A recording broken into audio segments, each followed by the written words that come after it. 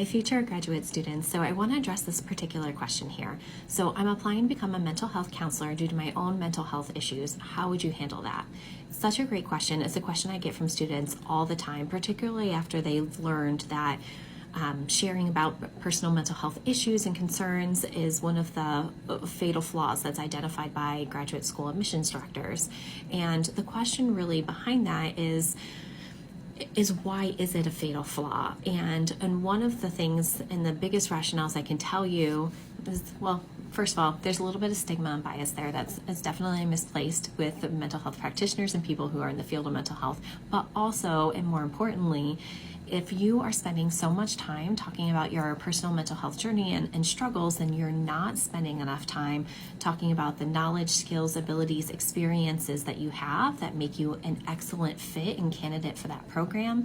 You're also not spending enough time talking about how your own personal values and career goals align with the mission of the program. You're not spending, if it's a PhD program, you're not spending enough time talking about the research interests of the faculty members you're interested in working with and how you would contribute to their research goals and research lines.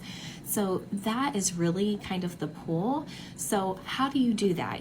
If you want to mention this because it was a catalyst in your journey, definitely do so. And just work on framing it in a way that's not the highlight. That's really just, this was the first step of my journey, and then once I got here and figured out this is the path for me, then I developed all of these knowledge, skills, ability, experiences that really helped me solidify that I know this is right for me. I did practicum experiences. I went on internships. I took additional classes. I was a research assistant. Like all of these things that you can use to say, yeah, this was step one, but I've done all of this stuff to make sure that this is the right path for me. So you could do something such as my own personal experiences with mental health practitioners has drawn me to this field.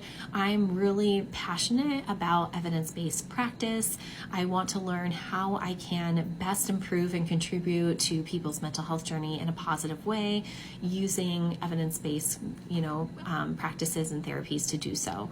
So that's really kind of my advice for you, is not that you can't talk about it and not that you should hide it if you're going into a mental health program, but that you want to frame it appropriately and make sure that you're still spending enough time talking about all the reasons why you're amazing and awesome, and they should absolutely consider you for their program and choose you and accept you as a student.